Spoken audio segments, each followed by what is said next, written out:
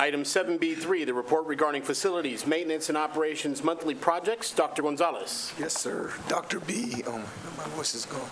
Dr. B and Ruben will speak. I'll keep it short. Yeah. Dr. Barrera and Ruben Trevino will address us on the report regarding facilities, maintenance, and operations monthly projects. Good evening, gentlemen. Yes, sir, and good evening, everybody. And this, we're pleased to bring this monthly report. Some of the topics we're going to be talking about this evening involved a lot of work that's been done over the summer and has been completed now, and we're well into 5 weeks into school there. A couple other things you'll see: ongoing projects, completed projects, and some of the bigger deals that have been going on throughout the year. In addition to that, you will see a little bit about some baseball fields, some science labs, an ag farm, and also a little bit about an update on our hail. With that in mind, I will turn it over to Mr. Trevino, and we'll begin our presentation there. Turn it off. Good evening. This is the report for the month of September on the facilities, maintenance, and operations ongoing and completed projects. Some of the slides on the previous month were either ongoing or completed. They're now listed as completed, and they were ongoing before, and some of them might still be ongoing. On this first slide, we see the portable relocations that we did over the month of August and finished up last month in late August, early September, which is Lamar, now completed. Achieve Early was completed before school started. And the Mariachi Mackay portable was also completed and fully renovated. That portable included the renovations, reconstructing of the interior walls, reconstructing of the lighting, new air conditioning, carpet replacement, mirrors being installed. Worked with Mr. Trevino out there, the mariachi instructor, and got things going, and they now have a bigger area along with a storage section in the portable for their instruments / equipment. The next completed project is the asphalt paving projects that included 3 schools. The other 2 have been fully completed. This one was still pending, which was Morris. We were able to achieve the repaving of the basketball courts over on the north side. This was achieved through some savings that were within the contract documents that we had, and we were able to get it done and completed last 2 weeks ago. The next slide is the community information desk, announcement desk that we put together a couple of weeks ago. Some of you all may have seen it already on Facebook or some of the social media for the sports events. It's being planned on being used on several different events throughout the district, and it's mobile, and community info will be able to use it for many years to come. The Serve Our Schools project, we have 2 campuses that Serve Our Schools do every year. This year, the 2 campuses that were selected were Seguin and Alvarez. Alvarez, they did some volunteer work this past Saturday, and Seguin is scheduled for this coming Saturday. The ongoing projects, the painting at all 3 high schools along with the parking lots is still ongoing. The fire lane, that is now being complete. We had some modifications to do over at Rowe High School, and those have been completed as of last week as well. Irrigation repairs are all ongoing as well at the high schools. The entrances to the regular, all middle schools and elementary schools. Water fountain replacements were completed the last 2 weeks at Travis, Alvarez, and Milam is scheduled for the remainder of this week. HVAC projects, those were some chillers that are now fully completed. That were started over in the summertime. Now they're fully completed, along with the elementary classrooms at Navarro, the Memorial High School condenser, and the row press box new unit installation that was fully new. It did not have a AC before. It now has AC, and the purchasing department is ongoing. We also have the Career and Technology Voice Restroom ADAs modifications, which has been completed. Travis Special Ed Life Skills Room The front office is now completed at the warehouse, fixed assets, the mariachi, which I mentioned earlier. And we now have Roosevelt Elementary classroom partitions. That material's been delivered. It's all on site. And we working with the principal at Roosevelt, going a classroom at a time, removing the old style classroom partitions and redoing the new framing and coming in with a solid wall to prevent the noise going from one classroom to the other. We also have one partition to do at Milam as well. And Jackson Elementary, we're removing projector screens. Ongoing electrical projects, we've got 5 exterior poles that we're looking to replace over at Hendricks Elementary. Exterior lighting maintenance occurring throughout the district. And we're adding some lighting at the Morris Middle School exterior parking area on the east side towards a new parking lot. And that we're fixing to start. The equipment's already in, so we'll be starting on that in the next couple of days. We also have a feasibility study that we put together for some baseball field improvements. The study includes laser grading the fields completely, resodding them completely, and doing the sprinkler upgrades as needed, or a new sprinkler system. After meeting with administration and going over the numbers, we realized that, if this was just a feasibility study to see where we were at, Dr. Barrera, Dr. Gonzalez, myself, we went over the numbers, and this is something that we want to plan on.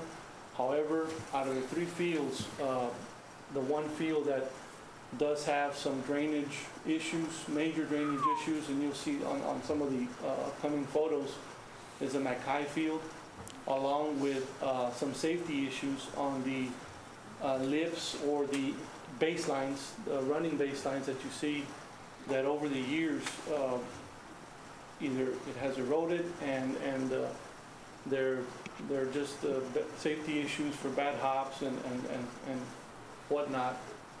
And at the moment right now, we're currently going out for quotes to see what the pricing is going to be coming in at for the Mackay baseball field.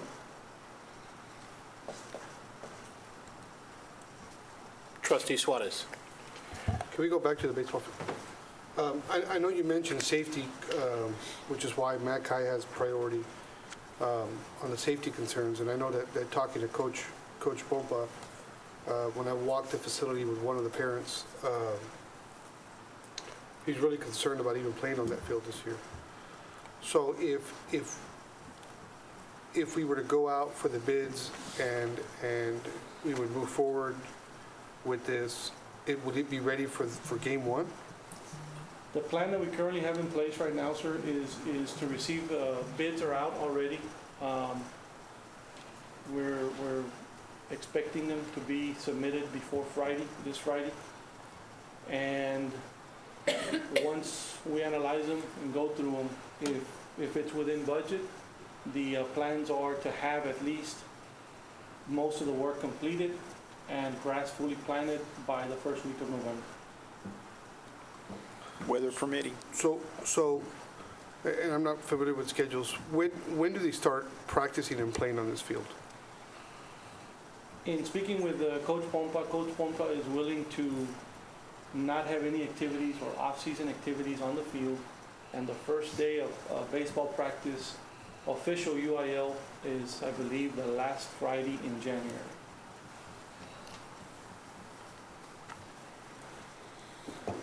Trustee Vela. When you visit, when you go back and you're talking about laser grading the fields, is it all the infield, or do you go into the outfield as well? The entire field. So you'll resod all the outfield as well? Yes, sir. Okay. And you're leveling, do you bring the clay, if you will, up to the grass level, or is it still below grass level? What the specifications call for is to completely remove all vegetation that's existing. We did a topography study on it with all the elevations. We put together the elevations that need to be there in order to have the water drain to the proper areas that it should drain in a baseball field. and then come back at those elevations that are listed with the level of the sod. Okay, and I'm not a farmer or anything, but planting sod in November, are you going to run into any difficulties because of the cold weather coming in? The sod that is being spec'd out is rolled. It comes in 42-inch rolls. And speaking with several people that have done it in the past, being that we're down here in South Texas and our growing season is pretty much through December, it shouldn't be an issue. Shouldn't be. Shouldn't be, yes. You have any assurances of that? I know we're supposed to get a mild winter this year, but And once the sod is laid, we go back with the winter ride.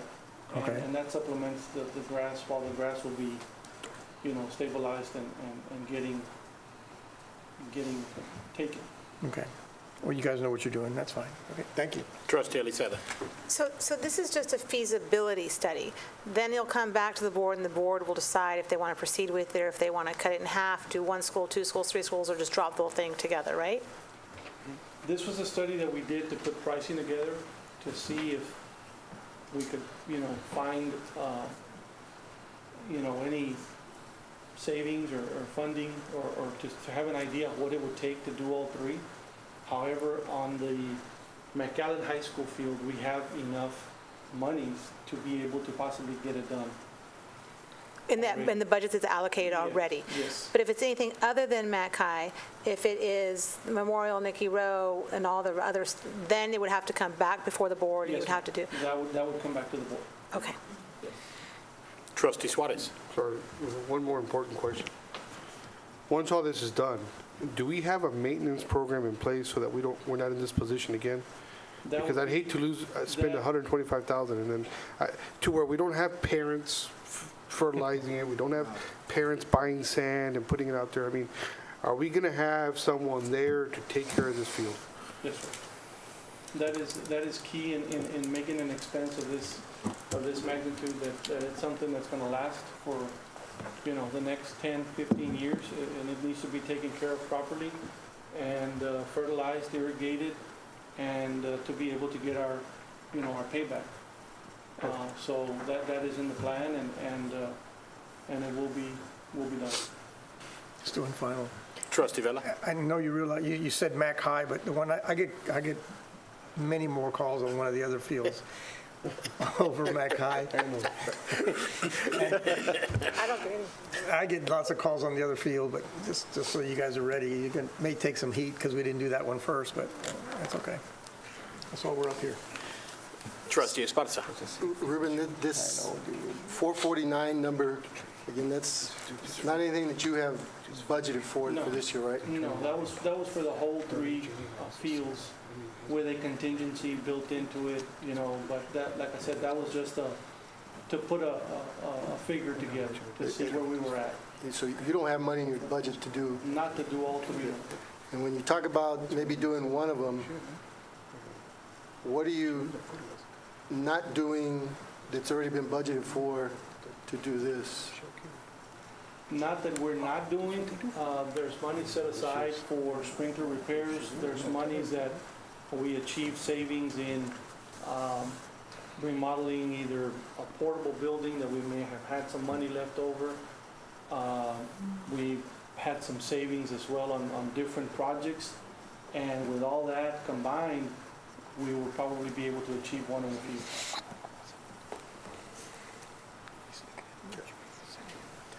Trustee Saldivar. Thank you, Mr. President. These are the varsity baseball fields. Yes, sir. There are also other fields, aren't they, softball fields on here? Yes. On these campuses too? And what is the thought in the plan there, if at all? That is the next step that we have, that we're looking at, as to having all three softball fields brought up to par. They're not as big as a baseball field, and their need is not at the level of a safety issue, whatnot. Some of those have been taken care of in the past. So this was the one that was a more immediate one.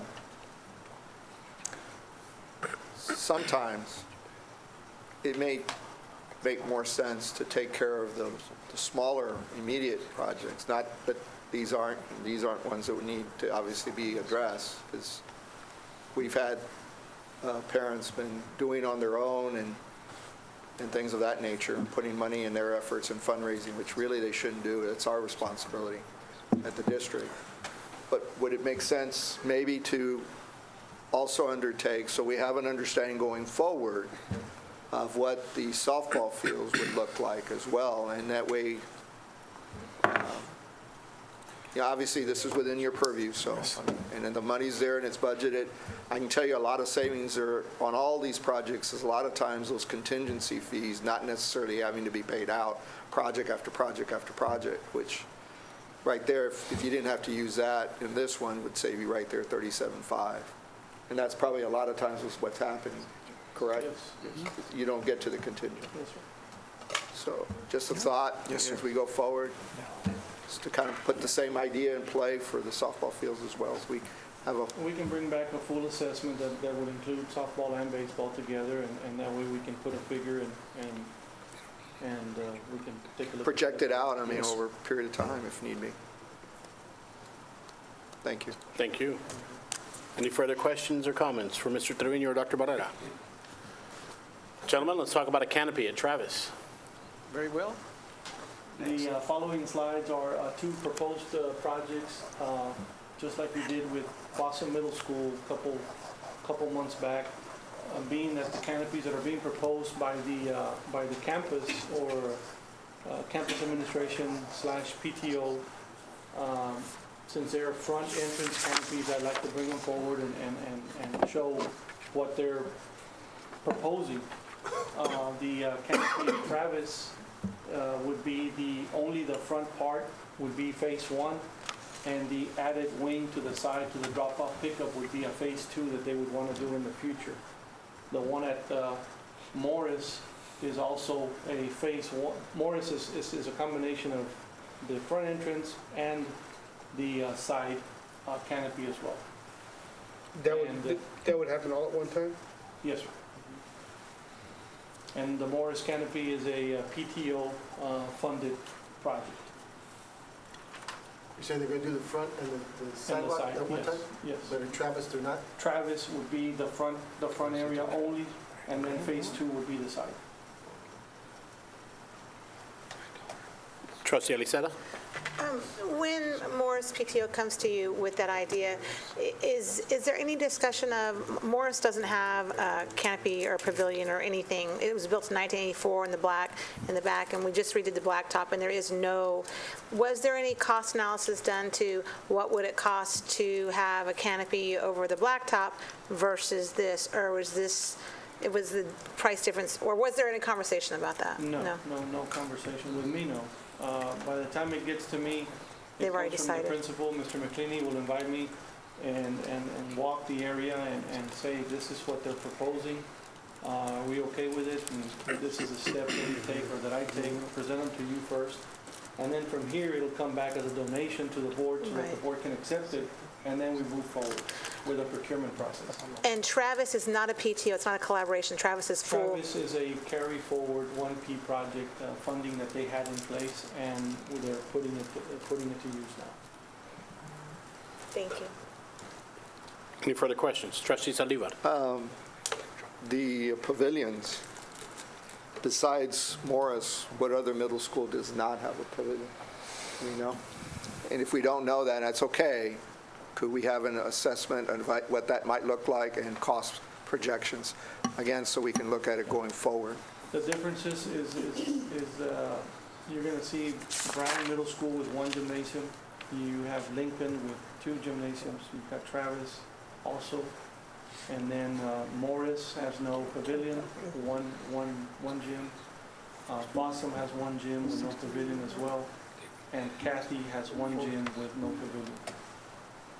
I'm not saying that we need them, I'm not saying we should do them, but, since it has come up, again, And De Leon if you do, also has, I'm sorry? De Leon has the gym but no outside. No shaded area over a blacktop or?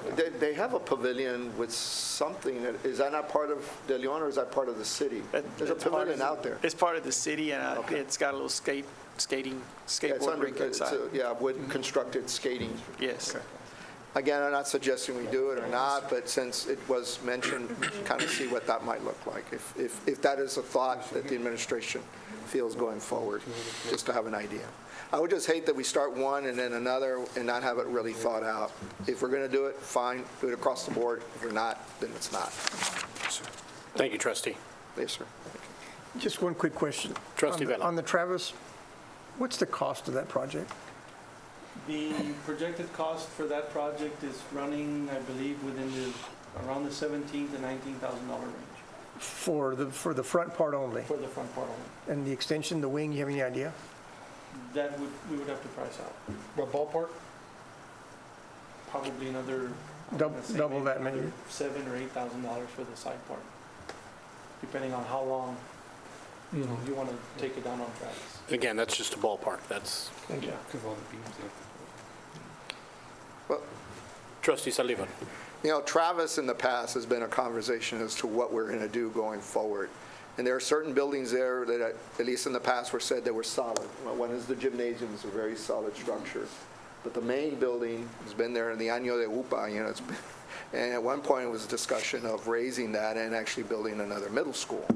So again, here, we continue to invest, and we should, and there may be other things we ought to be doing with Travis, but I think we need to have a thought, and maybe the facilities discussions going forward, we need to bring that into the conversation piece.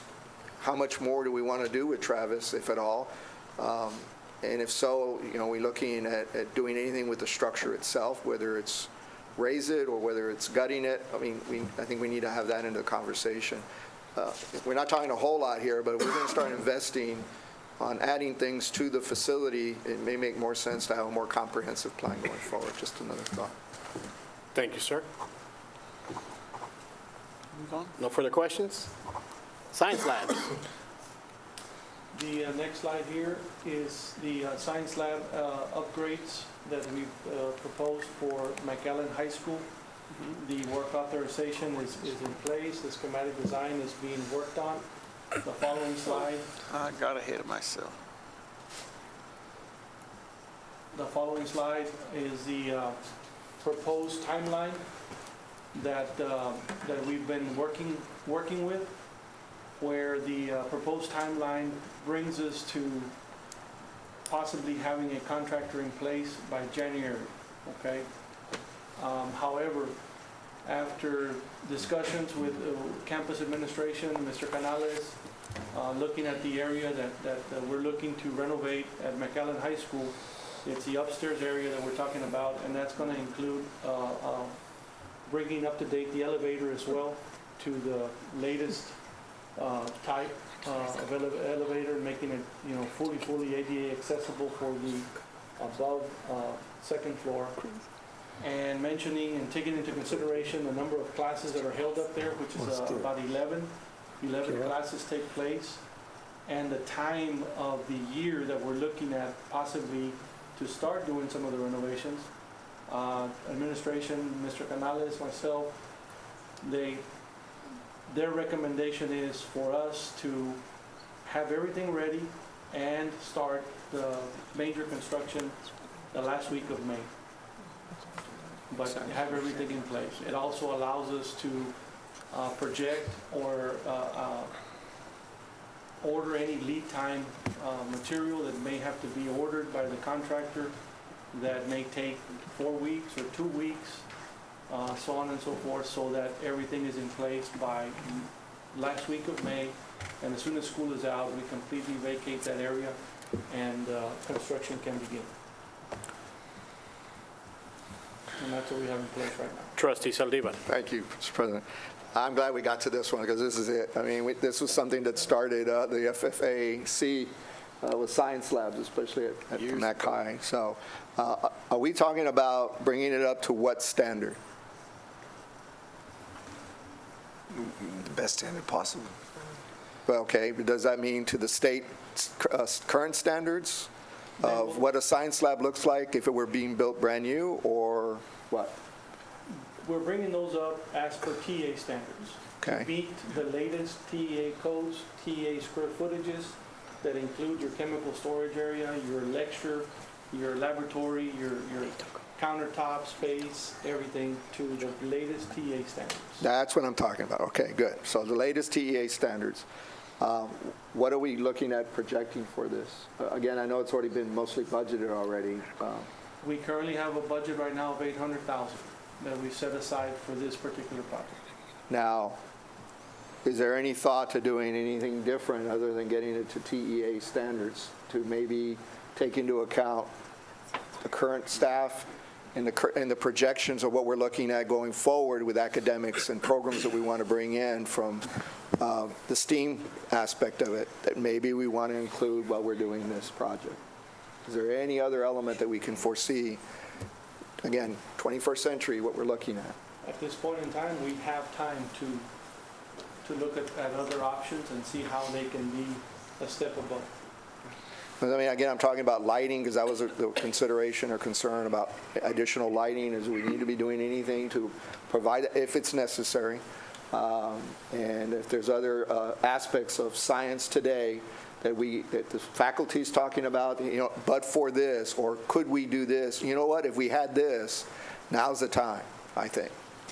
Well, if I may add one, definitely we're going to work very closely with STC because, as you know, that's our partnering institution, and they want to work with us, and so they're going to be coming over and doing an evaluation of all our labs to make sure that we can offer our dual enrollment science courses. So this is something definitely that we can work together collaboratively with the university, with the college, to ensure that that happens, hopefully as early as next year.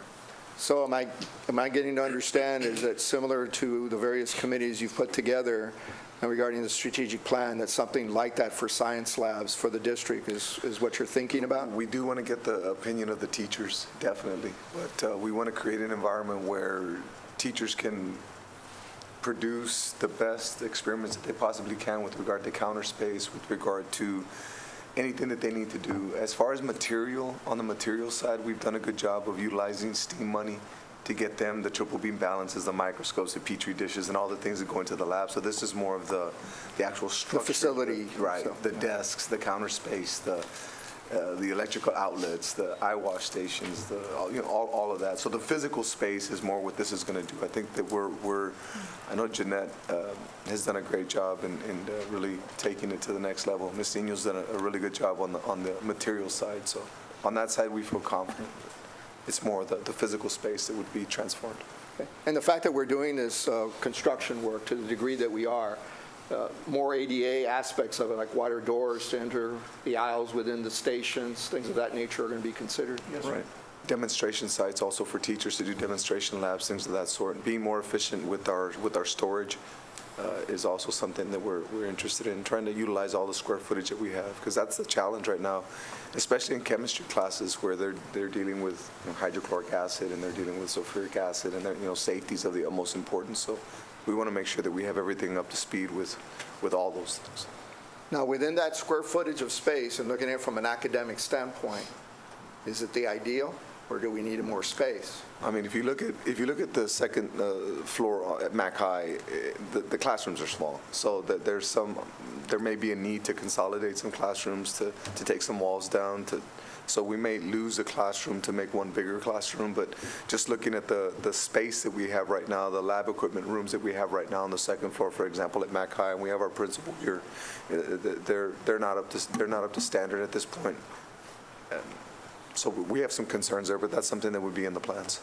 Would it make sense to get our engineer consultant that we have available to the district to look at that? And maybe look at it if we were to add certain space and it may be additional amount, maybe at 2 million, maybe, whatever, maybe 3 million, 4 million. I mean, at least so we can kind of see if that's something that we ought to be looking at, because science, and we know what we need to prepare our children to compete. and it's been voiced as a valid concern in our community. Yes, sir. Right now, We need to find a different way to fund it. And that's a great thought. Right now, we've been working within the parameters of our established budget, which is approximately $800,000. But if it's the will of the board to expand on that dollar amount, then that's something that we'd definitely be willing to entertain. But, you know, within some reason and within some parameters, obviously. but, Absolutely. You know, I mean, I'm not talking about $20 million No. here. But, you know, if it talks about, you know, we need X amount more to get a little bit versus after the fact, so, you know, if we just put in another $500,000, we would have gotten X. Right, and I can tell you as a former science teacher, square footage is of the utmost importance, especially when you're doing cooperative activities where you're doing science experiments and things of that sort. So square footage is probably one of the most important variables in a science room. Okay. All right, thank you. Thank you, Mr. President. Trustee Eliseda. Oh, go ahead. You sure? Yes. Trustee Suarez. I'm sure I'm not sitting here again. I want to make it short and to the point, but I think that, I don't think we should do one campus at a time. I think that all four campuses need to be done. I know that this has been budgeted for, but I think that we should get a proposal, just my opinion, you know, is to get a proposal for what it would cost for the IB school, what it would cost for Memorial and for Rowe, bring it to the board, and if it's approved by the board, then we can knock out all of them one summer, and everybody has their science lab. This, you know, doing one, then another, and then another, it's not fair to all the schools. I think that if we're going to do something, let's do it for all. I think that we're perfectly capable here of making a decision that is for the betterment of the kid and it's going to the children, and it's going to cost us some money. Then I think that's why previous boards have been, you know, so diligent with the money and not spending it for things like this. So, my opinion only, but I think that the next meeting, something needs to be, you know, proposed so that we have a good idea of what's going to cost for all the schools to have the same science lab. My opinion. I agree with your opinion, so that's two. Thank you, gentlemen. Not that Trustee we're Eliseda. voting. No, I was just saying that it would be nice to have a feasibility study to do something. I mean, it might be cheaper to do a standalone facility somewhere on the land we already own next to each high school and, you know, have, you know, basically a you know. Standalone building. Right, a standalone building and have all that. And I was concerned when you said we have an $800,000 budget and you mentioned elevators. I don't think elevators would be included in the science lab budget, right? That was just kind of a slip of the tongue, maybe? That is something that we're going to try and incorporate, but we're going to be getting a cost for that to see what the difference is and see what it'll take Okay.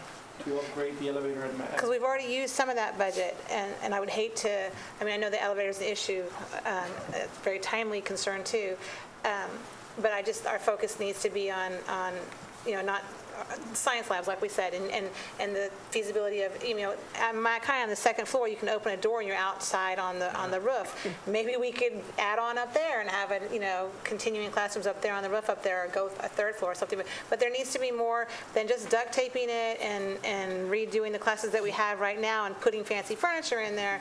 Maybe it behooves us to actually do a standalone building like we did the gymnasiums at all the comprehensive high schools as well. So just something to think about. Just as a sidebar to Trustee Ali says, at West ISD, when they had 4 out of their 5 schools destroyed, one level to the ground, they had a community develop with portables, and you and I talked about it, and I was amazed when I walked in, and it didn't look like a portable building, it looked like a structure, and it was a full science lab, state-of-the-art, TEA compliant. And they just brought it in already ready to go, and they set them up one after another, and it was amazing. And maybe that's a viable solution. Trustee Esparza. Ruben, we discussed this in committee, and I think, if I'm not mistaken, there's 11 classrooms up there right now, right? They're not all science labs? Is that correct, Ruben? Two computer labs and then about 10 classrooms. Yeah. And so we talked, and I think we touched on it about expanding, tearing down some walls, and you said possibly going from 11 to maybe 8 rooms now, or 9, maybe 9. So you'd lose 2 classroom spaces there, correct? We would be losing 2, possibly 3. the square footage requirements that we would be upgrading to. Yeah.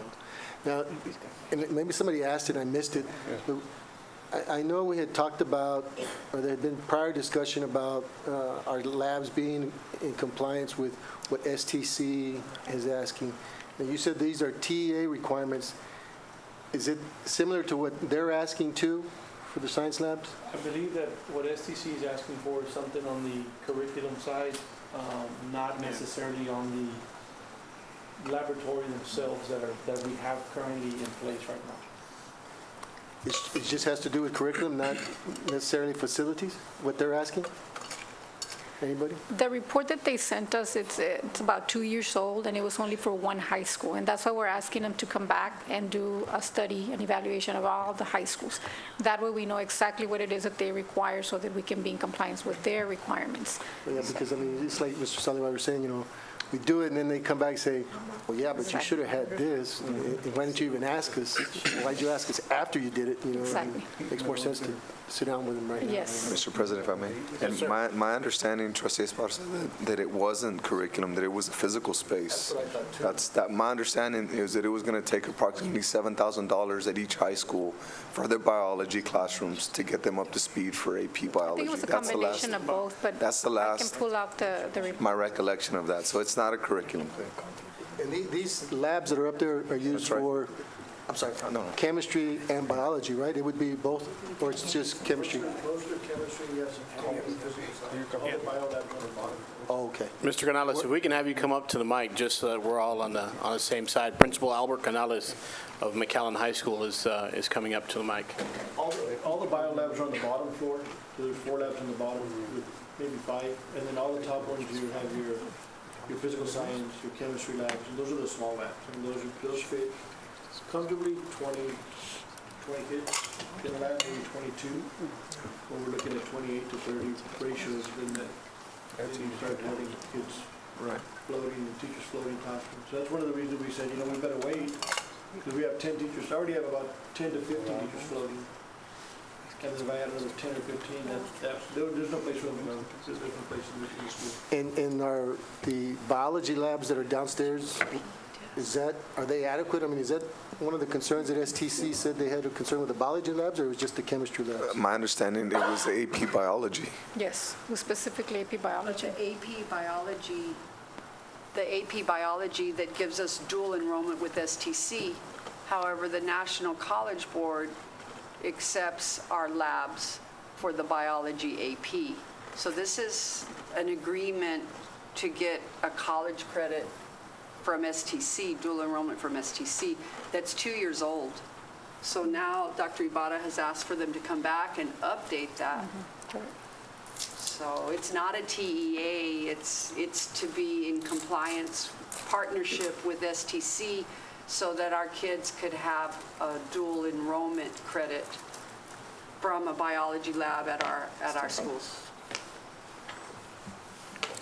We need to put that in the equation. Okay. Any further questions? Thank you, Mr. Canales. Good job, Mr. Canales. The next slide is the update on the Ag Farm facility, where we're starting the subdivision process, which is already in progress. We have Javier Hinojosa Engineering scheduling meetings with the city planning and zoning and the different officials that we'll be meeting with to see what the minimum requirements are going to be when it comes to parking or any streets or the water detention areas and green space needed to comply with the city code. Any questions in regard to the Ag Farm? I have questions, but I mean, to me, it'd be better served to have a workshop on it. I mean, I visited the Ag Farm, and I didn't realize that we owned the property all the way to the opposite side. And so there's just all sorts of questions I have on where it should be located. If we do the structure, should it be further south, should it be further north, things like that. But it's too long for, it was already a late evening, so. The proposed schematic that you see there, what you see in yellow is existing, and those are the existing farm areas. barns that we have. That would eventually get demoed once Phase 1 and Phase 2 are completed. And Phase 1 and Phase 2, along with the drive and the detention area, is pushing all towards the west side, which is all the land that the district owns. Right. So just to give you an idea. Okay. Thank you, sir. Thank you, Matt. The next slide is the submitted completed work orders for the month of August. There was 1,433 submitted, 1,178 completed. And the following report is the report that was requested on the hail update with the estimated assessed damage total that you see there. That the hail event, which happened, it was two of them, one in 2012, March the 9th, the other one April the 20th. The estimated assessed damages by Jensen International were $20,156,841.97. The settlement that the district settled for was $17.5 million, approximately 87% of the total assessed damages. The expenditures. Just to add that there were two, back in the day, there were two events, one in March and the other one in April. There are also, as part of this presentation, there's going to be two claims that were made.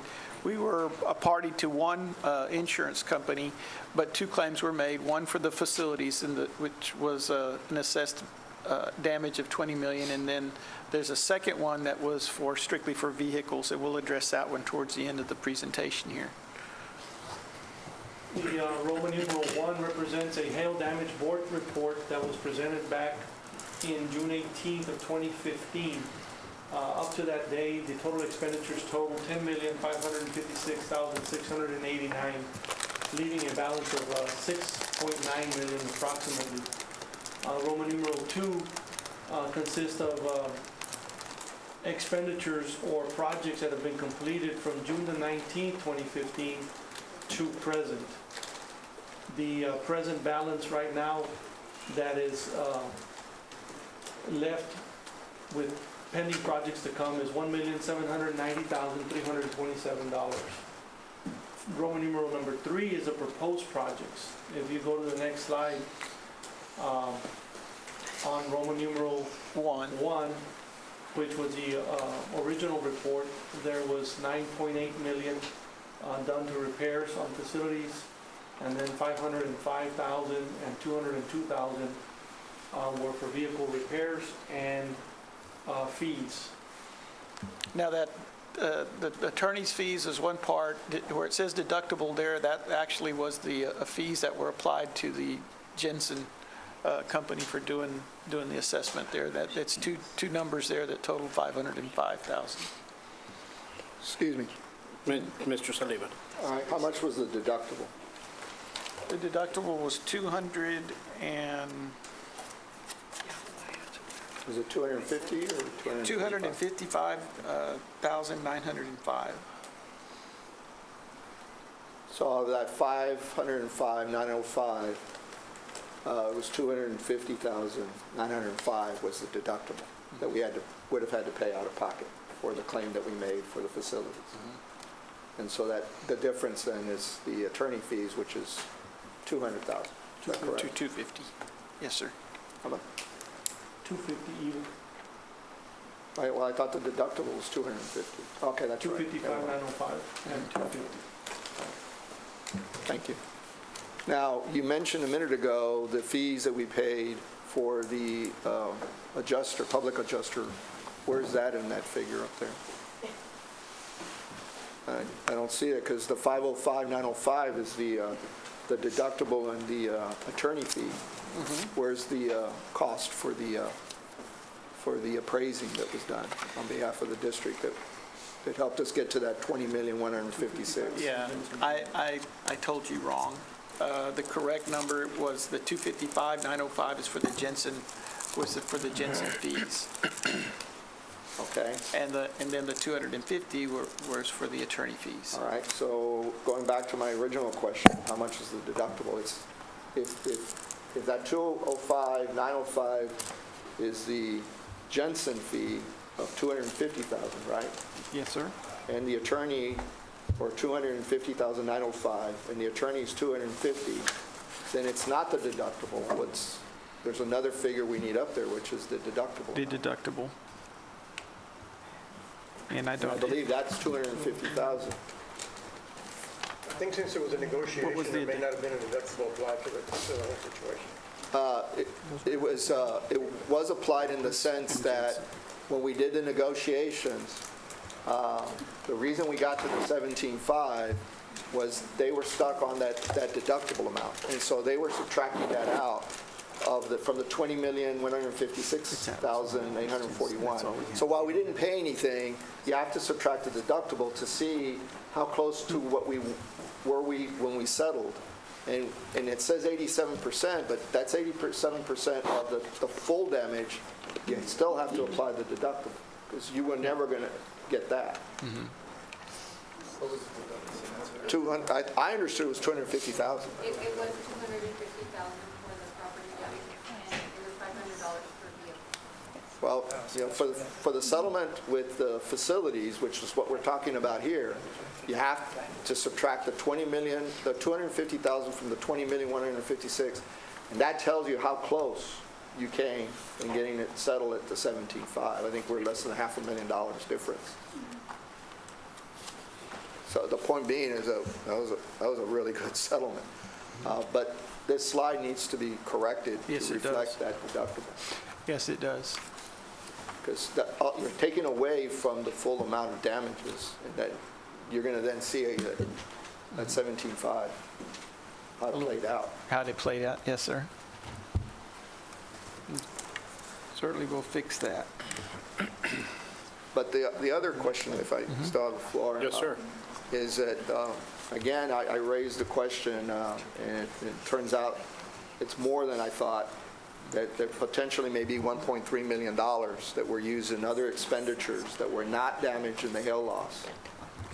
And so the figures that we're seeing here today of what may be left, and in fact, it's showing a negative balance, we may be a whole lot closer to that if it's true that there's $1.3 million that needs to be put back into this category in hail loss, which was the directive of the Board of Trustees, that only items that were damaged, facilities that were damaged by the hailstorm, that the monies would be used for that. And then we would know what was left, which really should be $250,000 if you think about it. Because Jensen pretty much told us these are your total proof of loss, was $20,156,000. And we asked him several times, this is final, this is all that's damaged. And so that's how we move forward. But it's my understanding that, and correct me if I'm wrong, that there were items paid for that were not part of the hail loss claim. And so I'd like to see that 1.3 put back into it, so then we'd really know what may be left. Am I correct? As far as the 1.3, are you referring to information that our internal auditor provided? We sat down with her, and actually we asked that she be here so that she could speak to that. But when we sat down and reviewed that information, Ms. Richards and myself and Mr. Trevino, we went through all of those line items. One of those line items was the stadium lights, and we found an item on the Jensen report that referenced the stadium lights. So then that item was deducted. There was the marquees. That was one, and I believe there was 15 marquees that were purchased with HD money that did not sustain any hail damage, that there was no settlement for, and that figure is $371,000. In addition to that, there was a very minor, like $1,000, roughly $1,000 in vehicle repairs for hail damaged vehicles, but however, it wasn't for the external part. It was like oil change, filter, and that was a mistake there, misclassification. The other items were outdoor track and field and screens for our athletic events. Those were not part of the hail damage report. However, there were some that were damaged throughout the district. And at the time, we believe that those should have been on the Jansen report because they were outside during that. So when we went through that report, the only item that we left that we felt that really should not have been, other than that small oil change items, would have been those 15 marquees that really were not part of that settlement. So the original amount I thought was closer to $500,000, so that would be about right. But that was, I understood was included all the athletic equipment, which you're now saying some of it was, even though it wasn't part of the Jansen Well, it wasn't report. on the Jansen report, and I believe that probably would have, if anything, we should have included those, or, had the adjuster probably look at those, but it was items that were outdoors during the hailstorm, and that's why they were replaced. Yeah, because if you were to add that figure, it's $79,000, that would bring it to $450,000. I definitely would like to see that the auditor complete and update the report, because that's the basis of the conversation we're having tonight. Yes, sir. To see what that is, but before we were to expend any of the funds, and I'm not going to mix here for $79,000, that really should have been brought to our attention. And in regards to whether we replace the funds or put them back into the HD, we are looking at, there will be a deficit in that, and there will be some more projects that need to be completed. So the district will have to amend or set up a budget for those expenditures, which is well beyond the 371, even the 1 point whatever it is. Mr. Trevino has that figure. So we feel that comfortably we would have replenished those funds with those additional projects, and that's not even going into account into the vehicle replacements that we've done since then with non-hail money. So when will the board get a report as to what other damages that were not part of the settlement? That's something we'll start working on that tomorrow. Because we made a lot of conversations about a lot of expenditures throughout. I mean, science labs and softball fields, et cetera. But, the health, we're already 5-6 years after the hailstorm, and 3 years after the settlement. Well, that report, it wasn't a written report, but it was an oral report. Stephanie has began that process and provided it during the audit committee. But I believe you weren't present at that time, but she certainly has those figures, so we can commit it to writing and provide it to all the board. Actually, I have a copy of that report. Oh, okay. And we went about it at length at the last meeting. Okay. And that's the only reason I'm making the statements. And it would have been nice to have gotten an update before today's board meeting, that it had changed. Dr. Gonzalez. Yes, sir. Thank you. We have, there's a couple of three pieces to this. This is the Roman numeral number 1 speaks to the damages up to that date there. I want to move on and talk a little bit about what was done at the second phase, which was June the 19th and went on up to September 2017. And these are some big ticket items that were already completed there to the tune of $5.1 million there, and then that's where you see our balance there of 1.7. Included in this are a couple of items here when we talk about at the bottom of the slide there, the Garza Elementary as well as the Gonzalez roof. Those are in play are in line, and in fact tonight we have an agenda item that will a proposal for the Garza roof. Some of the other things here, the canopy repairs, the portable building roofs, those are some of the things that the lighting at the stadium, some of that was retainage off of that. The hail report did determine that the lighting was bad, but there's also some other parts to that we were included there. And De Leon Middle School roof is one that we just recently completed, and of course this evening we'll be doing the final payment for the Rowe High School, and as well as McAllen High School cooling towers, which ones we hit up front and often as soon as this happened. And that's the part 2 of this. We're going to move into part 3, and these are some of the proposed projects. I'll let Mr. Trevino talk a little bit about those and what they got in place here.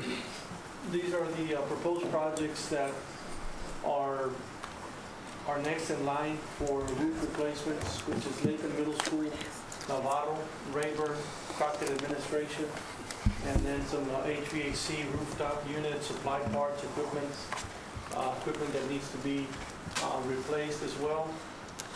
The roof replacements that I'm recommending, I'm also using a hail damage report that was provided to the district right after the hail event by ERO International, who was the architect in charge of doing the assessment of all the roofs. Now, by completing these roofs, this will have completed all the recommendations that ERO proposed back when that they were recommending a full roof replacement. So this is a list that we've been following, and we've checked out some of these roofs ourselves in-house and compared it to the report that was provided to us by ERO, which they're an architectural firm and also a structural engineer. And these are some of the figures. These are just budget figures, ballpark figures that I'm going by based on current market pricing. And if we were to use the 1.7 that is left currently and apply that, we would be still needing roughly around $2 million to complete all of the roofs that are pending. This next slide speaks to the vehicles, and I'll go ahead and talk a little bit about that. Yes? Trustee Saliba. Go ahead. As far as, again, the hail loss claims, these items being addressed with the roofs, that takes care of all the hail loss claims for the roof that were made. Yes, sir. All right, what about the HVAC? It has 150,000 there. Is all the HVACs that were damaged? That should suffice, finishing up everything that was on the list. Okay, thank you. You might have some jacketing that, is dented or hail damage, but it doesn't necessarily need to be replaced for the function that it's doing. It's just covering up the insulation. Some of those items, that's something that we have to absorb by taking that $2.5 million settlement, that in the beginning, and now we're trying to do the best with what's left to get these other roofs done. Because right there, if you look at this, that's, something was missed then. Because really, the only thing we should be out is the $250,000 for the deductible, the $250,905 for the attorneys,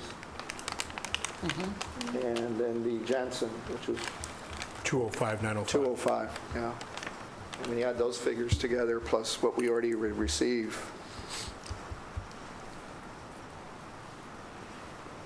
Yes. Okay. So, well, what's your plan to get it completed, target everything that had to do with the hail loss damage on the facility? We'd like to finish completing this year. That is the goal to, if the funding is in place, to finish completing the 3 roofs that are going to be pending. We should be able to have it hopefully completed by this year. Just to qualify, Ruben, this year, 2017, or this school year, 17-18? I'd like to complete them by this coming summer. Thank you. Trustee Esparza. Yes, sir. Thank you. Ruben, I know we discussed this in committee. I don't remember if it was at this point when I asked you about, or if it was later on. I think you guys you've been approached by people offering different roofing options, where they do that ceiling as opposed to putting on a whole new roof. Being at these buildings, because Lincoln is a fairly old building. Novato, the roof you're talking about is on the older portion of the building, correct? Not the newer portion? Yes. And then Crockett, of course, it's in Rayburn. Rayburn is also an older campus. And I think you mentioned that you were going to look at I've made a couple of phone calls, and I'm Comparing waiting for costs. some figures from one of the architect firms. Currently, Edinburgh ISD is working with 2 different firms on some roof replacements on some of their elementary schools. And they were going to be getting some pricing on an alternative method, which is a roof coating versus going in with a whole brand new roof to tear off. Because I remember speaking to one of those vendors a while back, and I sent him to you, and he was like, yeah, you can do that for a third of the price, as opposed to putting on a whole new roof, you could do 3 roofs. And Of course, they guaranteed that product, Yeah. but I don't. We did have one of the vendors come in and present to us there at FMO. And I did present the information to our structural engineer. And it depends on the application and the age of the roof that you want to apply it on. What the structural engineers have on new construction, it will do good because it will adhere to the new construction that is there. To go in and do a coat on a 30-year-old roof, 20-year-old roof, you don't know what's under there unless you go through and do a full assessment and do your pool tests and do everything. The risk factor involved with having an uplift, there's no way of gauging your uplift, your loads, when you're just going to go apply it over an existing roof. So it depends on the application, and it could work, but it has to be on a case-by-case basis. But you are going to get some numbers. We will get some numbers, yes. I don't do insurance, but I'm going to lean on somebody that does. Would that affect potential coverage down the road by doing that? Doing what, the roofing? Correct. Well, again, the key is how long has it been there?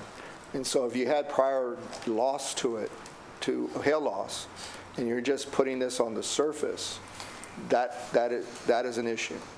But a lot of these are way beyond the lifespan. I mean, we had some issues that were just mentioned tonight that ERO had done an assessment that these roofs were having to be replaced anyway, and we got hail loss money, which helped us cover that cost. Otherwise, the district would have been bearing the full cost of these roofs. So yeah, it's important now. The reason I keep harping on this is if we don't get, especially the roofs and the HVAC done, and you have another weather event, like we had that hurricane come in and do a lot of damage, and we had not done the repairs, that would have been factored in to, I already paid you for a roof, I'm not paying you for a second roof. You didn't replace it. And because you didn't, it caused structural issues, decking issues below the surface that you see. So yeah, it's important that you get them back to pre-loss condition, and you use the materials that are specified by the district through the architectural plans that we have before us. And there are, Trustee Esparza mentioned, I'm glad he did, because that was brought to our attention, and under certain circumstances, that may be. But these were such now that you had to now peel it back down to the deck. And even the deck may have been compromised, either rotted or rusted out, depending on what you might have had. So you had to get back down to the bottom to fix it right. Because again, we may not be doing this again for another 20, 30 years, which is beyond the life expectancy. That's it in a nutshell. Thank you, sir. Any further questions? Pick up, guys. We're rolling right along here with vehicles. This was the district fleet, and the total settlement there was $991,350. What we have there is $245,000 in expenditures, and the breakout is listed there below. Vehicle replacements of $151,000. That represents 16 new vehicles. We had some contracted repairs, and instead of doing, with hail damage, you send those out to body repair guys to do that, to carry that out. And then there was some repairs that we conducted in-house ourselves. That left us with a balance of $746,000. That was included as part of the HT fund balance, or it has been moved into that and was used to make repairs to our campuses. I went ahead and included this local 199 figure here. It runs about $3.2 million overall. And what that represents is, in 2012, what we'd been about is setting up replacement cycles for everything that we own. Well, we had just set up the replacement cycles for our vehicles, and we were working down, and we had a very good plan in place.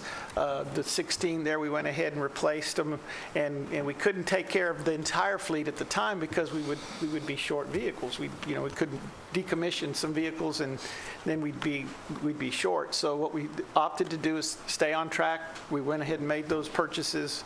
And then we shifted the rest of that, or just included it. We didn't shift it anywhere. We just included it as part of the hail damage fund balance. So that, over time, since 2012 to today, we're looking at about $3.2 million that we have invested in our vehicle fleet. Any questions? All right. Thank you, gentlemen. Yes, sir. Thank you. Appreciate you.